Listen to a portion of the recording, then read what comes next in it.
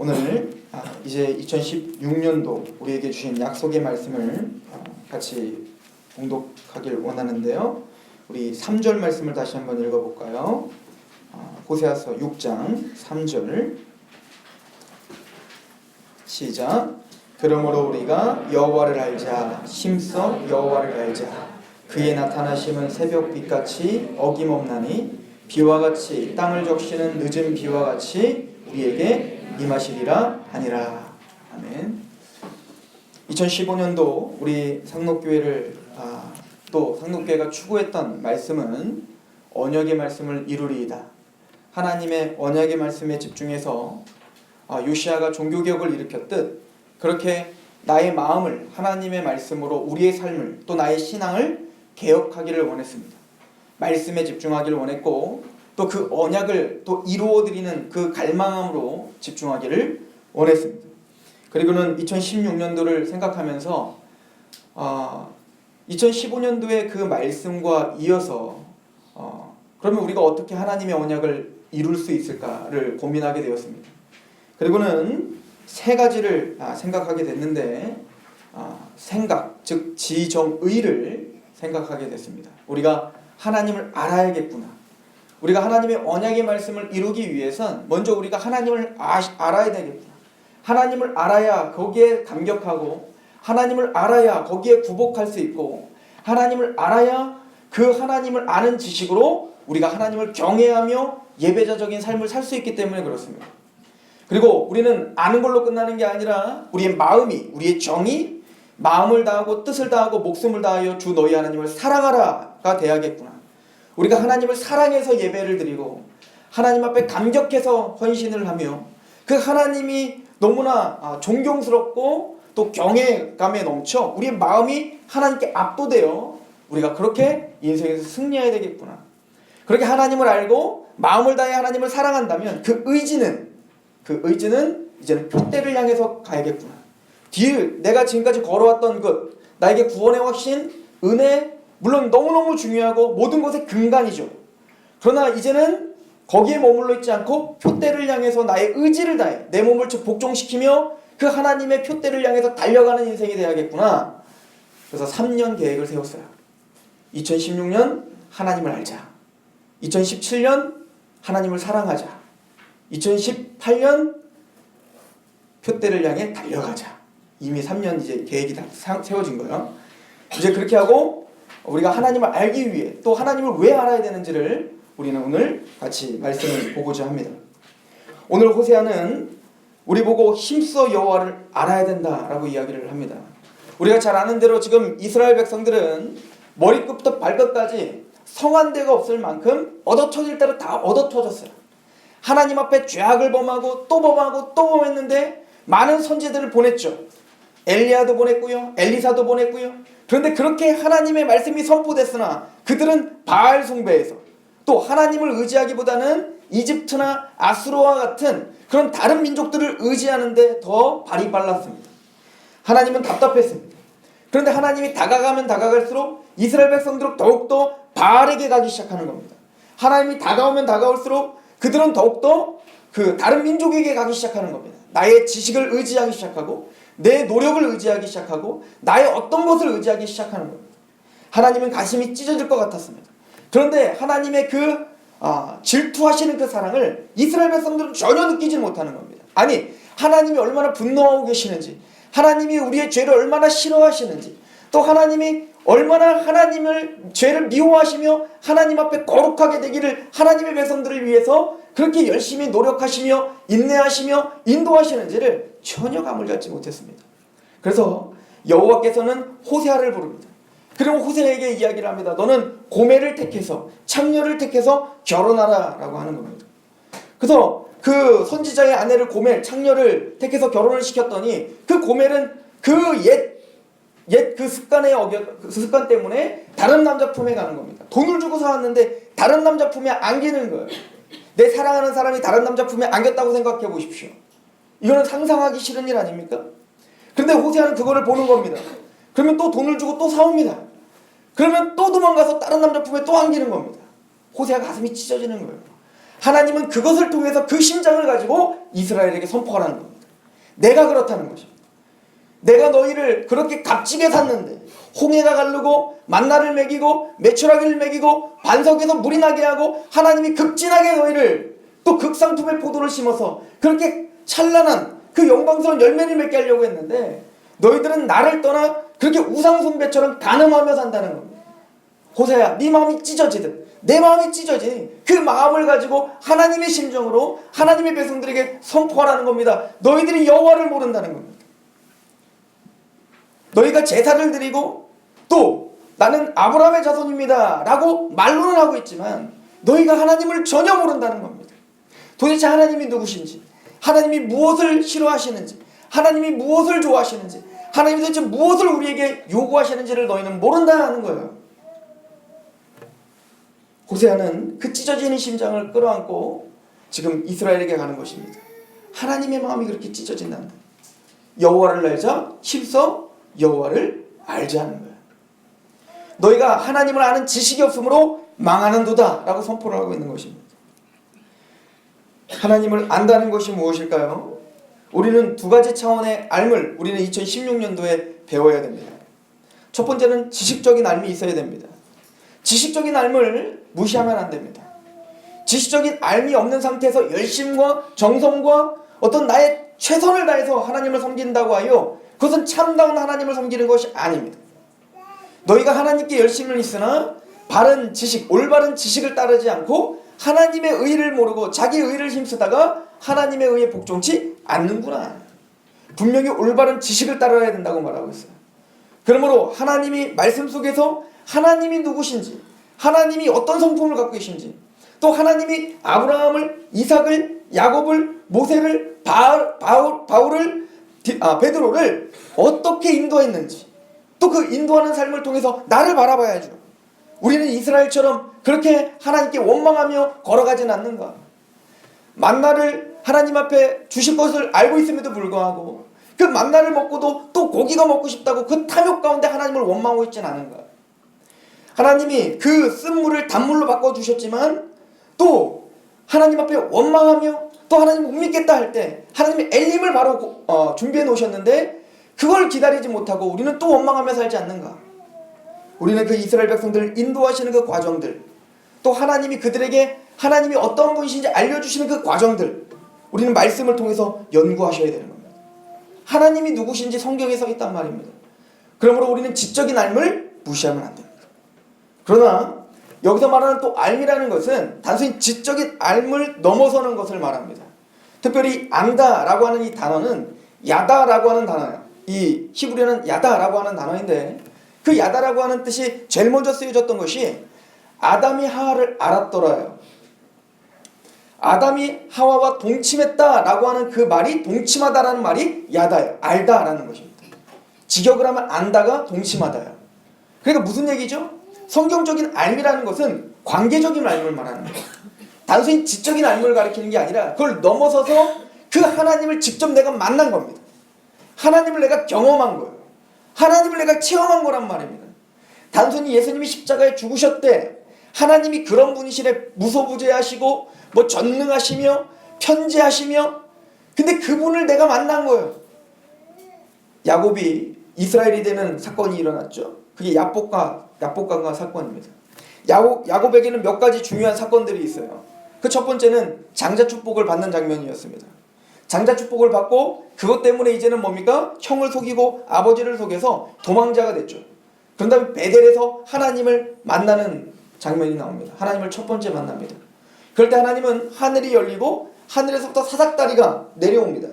그리고는 그 사닥다리 위에서 하나님이 선포하시는 거예요. 내가 너에게 복을 주겠다는 겁니다. 아브라함에게 주셨던 그 복을 너에게 동일하게 주시겠다는 것입니다. 그때 이 야곱이 이야기합니다. 서언을 합니다. 하나님, 만약에 당신이 만약에 나에게 약속한 그것을 지켜 이 땅 가운데 다시 오게만 하신다면 당신은 나의 하나님이 되실 것입니다. 그리고 10분의 1을 떼어서 하나님께 내어드리게 됩니다. 즉 하나님은 아직 야곱에게는 나의 하나님이 아니었던 거예요. 아직은 하나님이 그 약속의 하나님이 아브라함의 하나님, 이삭의 하나님인데 그 베델에서는 아직 나의 하나님입니다 라고 말하지 못하고 있었던 겁니다. 지식적은 알고 있었어요. 그러나 그 하나님이 정말 체험적으로 나의 하나님입니다 라는 고백을 하지는 못하고 있더라는 것입니다. 저 아브라함의 하나님입니다. 베드로의 하나님입니다. 바울의 하나님입니다. 저 장로님의 하나님입니다. 근데 내 하나님 같지는 않은 겁니다. 그건 아는 것이 아닙니다. 만약 이런 체험적인 알미 없다면 2016년도는 그런 체험적인 알미 있는 한 해이길 소망합니다. 그리고는 야곱은 그 하나님의 약속을 붙들고 라반네 집으로 갑니다. 라반네 집에서 하나님의 은혜 가운데 이제는 거부가 되어 돌아오는 길에 이제는 야복강가에서 자신의 모든 노력과 자신의 모든 힘으로 만들었던 그 모든 것들을 가지고 가지만 그 형 앞에 죽임을 당할까 봐 두려워하죠. 그래서 자기가 모아놨던 모든 재산, 또 자기에게 복으로 받았던 그 모든 처자식들, 또 모든 종들을 세 때나 나눠서 다 형들에게 보냅니다. 그러나 홀로 남아요. 홀로 남아 있었지만 모든 자기가 할 수 있는 건 모든 거 다 했지만 그 죽음의 공포를 넘어가지 못하더라는 겁니다. 인생의 가장 중심적인 문제를 내가 갖고 있었던 그 노력으로는 도저히 해결할 수 없더라는 거죠. 그때 하나님이 만나주시는 거예요. 홀로 있을 때 하나님은 그 야곱에게 뭔가를 꺾고 싶었던 겁니다. 그리고 야곱에게 하나님은 씨름을 걸었고 하나님은 그의 환도뼈를 부러뜨리면서까지도 그를 갈급하게 만듭니다. 그때 야곱은 하나님이 떠나시려는 걸 보고 그의 바지를 잡고 그 하나님을 붙잡고 놓지 않습니다. 너 이름이 뭐냐? 야곱입니다. 욕심쟁입니다. 내 뜻대로 살려고 했던 자입니다. 나의 야망 가운데 살려고 했던 자입니다. 나의 힘으로 살려고 했던 자입니다. 그래? 이제는 너를 야곱이라 부르지 말고 이스라엘이라 하라. 하나님을 이긴 자다 하는 거예요. 하나님을 이긴다는 것은 내 힘과 노력으로 이긴다는 게 아닌 거예요. 나의 모든 노력으로 한번 해보려고 했지만 그 죽음의 공포가 떠나지 않는 것 때문에 하나님이 떠나신다면 난 아무것도 아닙니다 라고 바닥을 칠 때 하나님을 만날 수 있는 거예요. 그리고 하나님은 그때 야곱에게 이스라엘이라는 칭함을 주죠. 그리고 야곱이 맨 마지막 말년에 요셉에게 축복을 하는데 뭐라고 축복하는 줄 아십니까? 내 아버지의 하나님께서, 야곱의 하나님께서, 이스라엘의 하나님께서 라고 선포를 하시더라는 겁니다. 즉 제가 여러분들에게 축복 기도를 하는데 구종성의 하나님이, 당신의 목사의 하나님이 얼마나 웃기겠어요. 근데 야곱은 뭐에 대한 확신이 있었던 거죠? 만약에 이 언약을 지켜주신다면, 이 베델로까지 오게만 해주신다면 당신은 나의 하나님이 될 것입니다. 그 아브라함의 하나님, 이삭의 하나님이었던 그분이 이제는 내 하나님이라는 것이 고백되어지는 거예요. 저도 하나님 앞에 우리가 다 그렇게 하나님을 나의 하나님이라 고백하는 그런 진짜 그런 체험의 삶이 있기를 소망합니다. 교회는 이 균형 감각이 있어야 되는 겁니다. 지식을 무시해서도 안 됩니다. 그러나 체험을 무시해서도 안 되는 거예요. 뜨거움이 있어야겠죠. 만약에 지식만 있고 체험이었다면 교만해집니다. 비판하기 쉽습니다. 구복하고 낮아지지를 못합니다. 그러나 지식이 없이 체험만 강조한다면 이단이 되기 쉽습니다. 우상 숭배하기 쉽습니다. 정확한 하나님의 말씀을 알고 그 말씀을 체험하는 한 해가 되시기를 축원합니다. 그런데 오늘 호세아는 이렇게 이야기합니다. 그 하나님이 누구신지를 설명하죠. 그게 3절입니다. 그러므로 우리가 여호와를 알자. 힘써 여호와를 알자. 그의 나타나심은 새벽빛같이 어김없나니 비와 같이 땅을 적시는 늦은 비와 같이 우리에게 임하시리라 하니라. 하나님은 변함이 없으시다는 거예요. 야고보 사도는 1장에 그 하나님은 회전하는 그림자가 없으시며 그 하나님은 변함이 없으시다. 신실하시다. 즉 하나님은 어제나 오늘이나 동일하시다. 하나님은 항상 그 자리에 있어요. 우리가 변하는 거예요. 우리가 언제는 하나님이 안 도와주시는 것 같고, 언제는 도와주시는 것 같고, 언제는 구원의 확신이 있는 것 같고, 언제는 구원의 확신이 없는 것 같고, 지금 우리만 지금 안 달랐지 하나님은 항상 그 자리에 있는 것입니다. 하나님 항상 그 언약은 그 자리에 있다고요. 그러니까 우리의 감정을 의지하는 신앙은 잘못된 신앙인 거예요. 우리의 감정은 어제 다르고 오늘 다르단 말입니다. 그래서 오늘도 하나님의 말씀은 호세아서 우리 뒤로 한번 가보세요. 14장을 한번 가보십시오.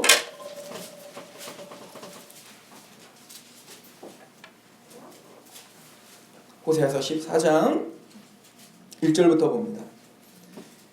이스라엘아 내 하나님 여호와께로 돌아오라. 내가 불의함으로 말미암아 엎드려졌느니라. 너는 말씀을 가지고 여호와께로 돌아와서 아래 길을 모든 불의를 제거하시고 선한 발을 받으소서. 우리가 소송화제를 대신하여 입술의 열매를 주께 드리리이다. 우리가 아수르의 구원을 의지하지 아니하며 말을 타지 아니하며 다시는 우리의 손으로 만든 것을 향하여 너희는 우리의 신이라 하지 아니하려오니 이는 고아가 주로 말미암아 긍휼을 얻음이니이다 할지니라. 하나님께 나아가 회개하며 돌이키라는 겁니다. 그런데 그렇게 돌이킬 때는 우리의 감정을 의지하며 나가는 게 아니에요. 하나님의 말씀을 들고 와라. 하나님의 언약을 들고 와라 하는 거예요. 하나님의 언약을 들고 하나님께서 이렇게 약속하셨지 않습니까? 아브라함의 기도를 들어보십시오. 야곱의 기도를 들어보십시오. 시편의 다윗의 기도를 들어보십시오. 하나님이 이렇게 약속하신 대로 하나님의 영광을 위해 나를 좀 도와주십시오 라고 기도합니다. 왜냐하면 하나님이 언약했기 때문에. 저를 바라볼 때는 자격이 안 됩니다. 하나님 나를 바라볼 때는 하나님이 이 약속을 지켜주실 이유가 하나도 없습니다. 그러나 하나님의 언약이, 그 신실하신 하나님의 언약이 나에게 선포된 그 약속, 변함없는 약속이 여기 있사오니 저를 좀 도와주십시오. 하나님의 약속에 집중하는 한 해야 됩니다. 하나님을 알 수 있는 것은 하나님의 말씀에 집중하는 한 해야 된단 말입니다. 또한 어제와 오늘은 같다는 건 뭡니까? 출애굽기에 보면 하나님이 자신의 이름을 이렇게 말씀하십니다. 나는 아브라함의 하나님이요 이삭의 하나님이요 나는 야곱의 하나님이다 라고 이야기를 하시죠. 그리고 이것을 예수님께서 이걸 해석해 주실 때 부활과 연결지켜서 이야기하십니다. 즉 살아있는 자의 하나님이다 라고 하는 겁니다. 자, 모세가 처음에 이 약속을 들었어요. 출애굽을 하려고 하는데 이제는 그 거대한 바로 앞에 나가야 되는데 하나님이 자신을 이야기합니다. 나는 아브라함의 하나님, 이삭의 하나님, 야곱의 하나님이다 하는 거예요. 그러나 그 아브라함과 이삭과 야곱은 죽었지만 그 하나님은 오늘도 살아서 너의 하나님이라는 겁니다. 아브라함에게 약속하셨고 아브라함에게 역사하셨던 그 하나님은 오늘 모세와 함께 하시겠다는 거예요. 그리고 그 모세에게 함께 하셨던 그 언약의 하나님은 오늘 그 언약을 갖고 있는 우리와 함께 하시겠다는 겁니다. 그러므로 우리는 말씀을 통해 그 언약의 사람들을 연구하셔야 됩니다. 그 언약의 사람들이 얼마나 형편없는 자리에 있다가 아브라함이 아브라함답게 되었는지, 사례가 사라답게 됐는지, 하나님이 그 자리에서 어떻게 하나님의 믿음의 반열까지 그렇게 자라게 하셨는지, 그 뒤에서 하나님은 어떤 열심으로 그들을 인도했는지 우리는 말씀을 통해 하나님을 배우셔야 되는 거예요. 그리고는 우리는 하나님의 말씀이 우리의 거울이고 모형이라고 이야기하죠. 그 얘기는 뭡니까? 이 말씀을 통해서 우리를 비춰보라는 것입니다. 거울은 어떤 겁니까? 여러분들이 거울을 보면 우리 모습이 보인단 말이에요. 우리 모습을 봤더니 거기에 막 더러운 게 묻어 있어요. 그러면 그걸 비춰보고 더럽네. 그리고 출근해. 그리고는 저녁에 돌아왔더니 또 더럽네. 또 출근해. 자야죠. 또 봤더니 어때요? 또 더러워. 다음날 했더니 또 더 더러워졌어요. 또 더럽네. 그러고는 또 출근해. 그런 거울을 보는 이유가 없죠. 즉 하나님의 말씀을 봤더니 아브라함이 내 이야기인 거예요. 하나님이 그 갈대울에서 건져주시고 너는 보토치지 아비집을 떠나라. 내가 너에게 복을 주마. 너에게 축복하는 자를 축복하고 내가 너를 저주하는 자를 저주할 거야. 내가 너의 편이 되어주마. 너는 복을 받을 것이고 너는 복의 근원이 될 거란 말이다. 아무도 너를 건드릴 수 없어. 근데 흉년이 되니까 어때요? 그 약속을 저버리고 이집트로 도망가더라는 거 아닙니까? 또 이집트에 가서 바로가 건재해 있으니까 그 바로가 너무 두려워두고요 사라를 팔아먹더라는 거 아닙니까? 우리는 근데 웃을 수가 없어요. 내가 그렇거든요. 우리가 그렇거든요. 하나님의 언약을 믿는다고 하면서도 또 순간 그런 상황이 닥치면 우리는 언제든지 언약을 버려버리고 하나님이 아닌 세상을 택하는 자들이란 말입니다. 거울로 우리를 보고 있는 거예요. 그럴 때 하나님이 그 아브라함을 어떻게 다스리시든가요? 버리시든가요?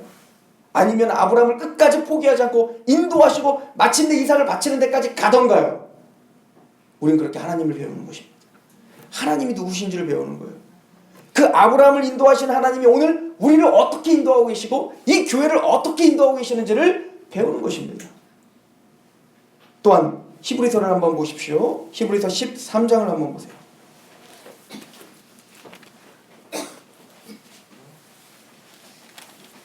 히브리서 13장 7절부터 봅니다.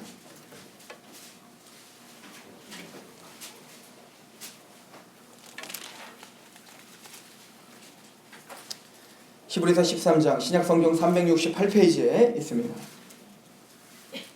같이 봉독해 볼까요? 히브리서 13장 7절입니다. 시작. 하나님의 말씀을 너희에게 일러주고 너희를 인도하던 자들을 생각하며 그들의 행실의 결말을 주의하여 보고 그들의 믿음을 본받으라. 두 부류를 이야기하는 겁니다. 첫 번째 부류는 이미 11장에 믿음의 선진들에 대한 이야기를 하고 있었죠.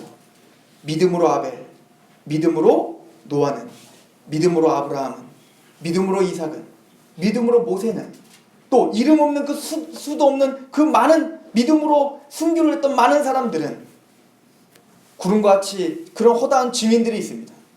또한 그들은 이미 하나님 앞에 자신의 모든 삶을 전제로 드리다가 그렇게 하나님 나라에 간 분들입니다.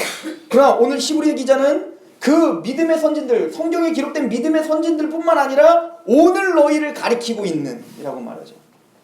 우리와 동시대를 살고 있는 사람들도 있단 말입니다. 우리는 부지런히 그들을 연구해야 되는 거예요. 첫 번째는 성경을 통해서 그 성경의 인물들을 연구해야 됩니다. 그리고 두 번째는 책이나 서적이나 또 모델을 찾아서 그 사람의 신앙을 연구해야 돼요. 또 그 사람의 결말을 봐야 됩니다. 그리고 하나님이 그들을 어떻게 인도했는가를 진중하게 살펴보라 라고 이야기하고 있습니다. 저는 2016년도 정말 진중하게 우리의 신앙을 그렇게 성경을 통한 인물들을 통해서 또 믿음의 선배들을 찾아서 전기집을 읽든 아니면 직접 만나서 이야기를 하든 그렇게 하나님을 만났던 사람들의 이야기를 통해서 그 하나님이 어떻게 역사하고 계시는지를 배우는 한 해이길 소망합니다. 부지런히 공부하십시다. 부지런히 우리의 삶을 하나님께 내어드리십시다. 히브리서에 보면 너희는 단단한 음식은 장성한 자의 것이니 성장하라는 얘기죠. 언제까지 너희가 이유식만 먹겠냐는 겁니다. 언제까지 너희가 자라지 않겠냐는 거예요. 단단한 음식으로 장성한 자까지 성장하라는 것입니다. 하나님을 알아야 성장하죠. 그렇게 성장하는 자들은 지각을 사용하여 연단을 받아 하나님의 뜻을 분별한다 라고 말합니다. 지각을 사용합니다. 즉 하나님의 말씀을 이해하는 거예요. 하나님의 말씀을 연구하는 거예요. 그리고 거기는 뭡니까? 지식으로만 아니라 경험이 있어야 된다고 했습니다. 즉 연단을 받습니다. 내가 하나님의 아브라함의 삶을 배웠습니다. 내가 하나님의 원리를 배웠습니다. 그런데 나는 여전히 이 땅에서 살아갈 때 어때요? 여전히 하나님의 말씀이 아닌 다른 곳으로, 세상으로, 나의 욕심으로 이 생의 자랑과 또 안목의 정욕과 육신의 정욕이 나를 끌고 가더라는 거죠. 연단인 거예요. 그래서 힘든 거예요. 그래서 십자가의 길을 걷습니다. 그래서 고난의 길을 걷습니다. 그러나 그렇게 연단을 받아 하나님의 뜻이 분별되더라는 거예요. 아, 이렇게 살았더니 승리하네. 정말 이거는 실패의 길인 줄 알았더니 내가 이를 악물고 절제하며 하나님 말씀대로 아브라함처럼 또 모세처럼 살아봤더니 정말 하나님이 승리를 주시더구나. 아니면 내가 하나님의 말씀대로 살아라고 했지만 그렇게 살지 못하고 내가 곁길로 갔더니 그 순종이 불순종보다 훨씬 더 어렵다는 걸 깨닫게 되는 겁니다. 하나님 앞에 순종하는 것이 훨씬 더 쉬운 길이구나.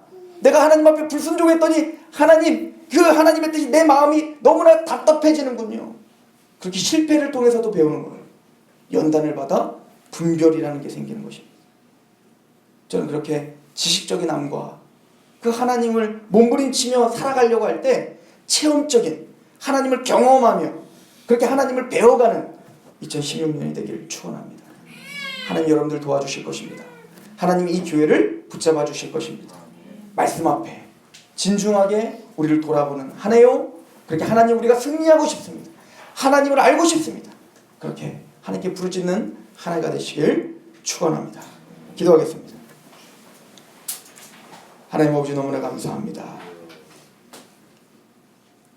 우리에게 또 새로운 한 해를 허락해 주셨습니다. 2015년도도 주의 말씀을 이루기를 갈망했지만 우리는 또 넘어졌고 우리의 각오는 며칠 사이에 또 사그라들어 버렸습니다.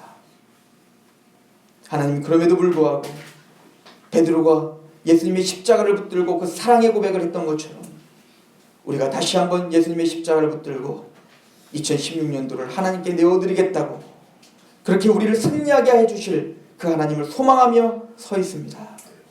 아버지여 한 해를 붙잡아 주시옵소서. 우리 귀한 하나님의 백성들의 가정을 붙잡아 주시옵시고 하나님의 이 교회를 붙잡아 주시옵시고 어찌하든 하나님을 알고자 몸부림치는 하나님의 백성들의 영혼과 그 육체와 그 정서를 붙잡아 주시옵소서. 여호와를 힘써 알기를 갈망했던 그 모든 믿음의 선진들을 본받아 우리가 그 길을 묵묵히 걸어가 하나님의 승리의 길을, 이것이 하나님의 열매를 풍성히 맺는 길이라 우리 전 인생을 통해 고백하는 한 해가 되게 하시옵소서. 그렇게 함께 하실 하나님을 기대하며 예수 그리스도의 이름으로 감사하며 기도하옵나이다. 아멘.